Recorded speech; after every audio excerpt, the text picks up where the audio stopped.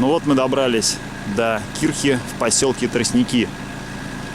Кирха постройки 1402 года в одном источнике, во втором 1398, в третьем еще какой-то. Ну, короче, будем считать, что начало 1400-х годов. Сохранилась она плохо. Рядом с кирхой есть старое немецкое кладбище. Идем мы непосредственно к самой кирхе. Еще по одним данным, кирху сделали в 1320 году. Но, опять же, на разных сайтах пишут по-разному. Но то, что ей больше 700 лет, практически факт. Вокруг кладбища, кресты, могилы, в принципе, ухоженные. 12-го года. Ну, свежие могилы практически. 12-й год захоронения. Так. Мы подходим к кирхе. Ну, кирха раньше, я так понимаю, что это была типовая кирха. Был вход высокий из башни, и дальше немножко пониже здание самой кирхи, которых очень много у нас по области. Сейчас остался только вход и башня. Саму кирху уже снесли. Если верить, опять же, интернету, то эта кирха стояла на фундаменте из больших валунов. Сверху само строение было сделано из кирпича. Внутри были алтари и место для служения и отпевания, потому что рядом уже было кладбище. Идем вниз. Ну, тут помойка. Тут откровенная помойка.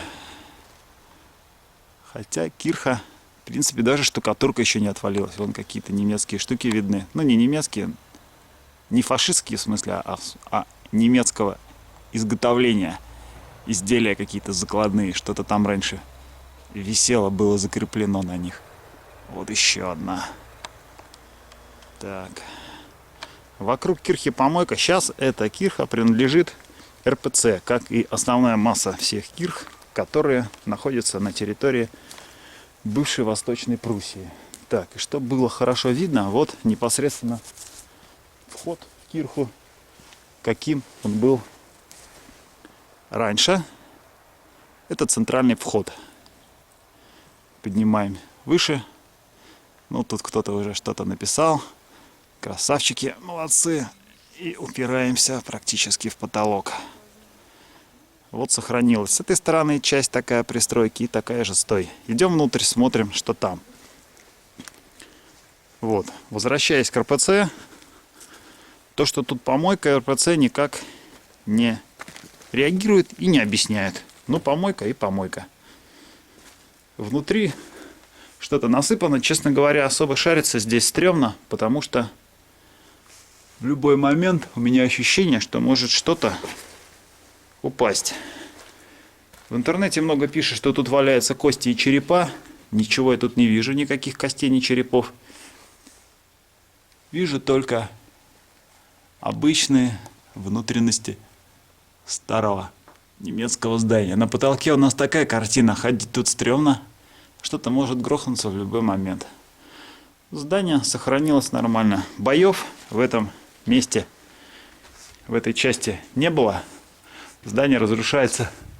Не было разрушено. Оно разрушается просто от того, что никто за ним не ухаживает от времени, от дождей, от природного воздействия, скажем так. Во время войны оно вообще не пострадало. Стены толстенные. Я даже не знаю, сколько здесь. Я думаю, в районе 2 метров толщина стены. Вот она начинается. Вот она заканчивается.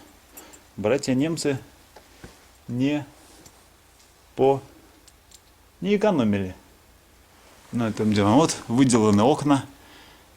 Интересно, красиво сделано. Одно, второе. Я так понимаю, там когда-то были витражи.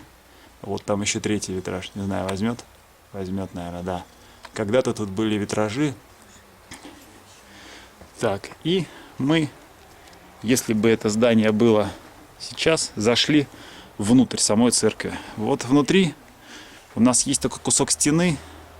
И все. Вот еще кусочек небольшой стены. А дальше все.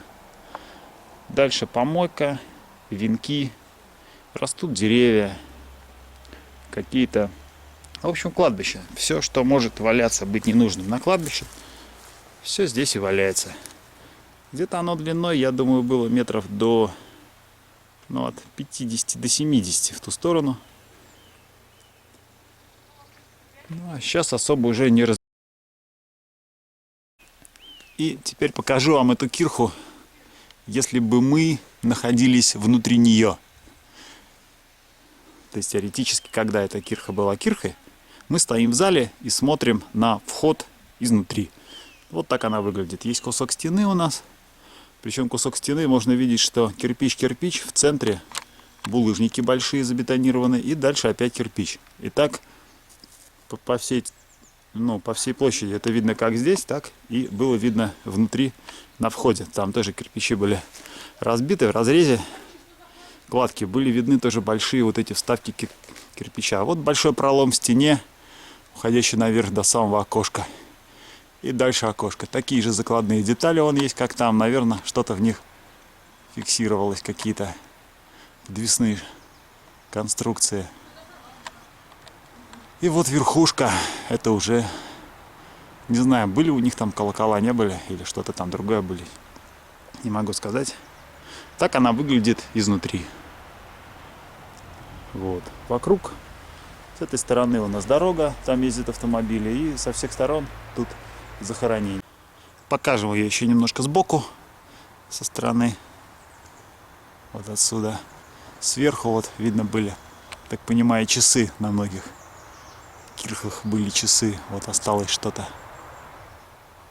Окна, что-то отделано, что-то сохранилось, что-то развалилось. Но с учетом того, что ее не бомбили и в нее не стреляли, конечно, ее внешний вид, он заставляет сгрустнуть, я бы сказал, оставляет желать лучшего. И с учетом, что это совсем не было сделано специально руками человека, а все происходит природными какими-то методами, конечно, жаль. Я бы сказал, жаль. Ну вот мы посмотрели кирху Ботанин. Перед вами.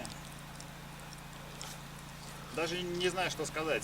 Конечно, я ожидал, что она будет гораздо в более лучшем состоянии, чем сейчас. С другой стороны, по сравнению с тем, что написано в интернете, валяются черепки, что-то еще, она не настолько и в таком хламе.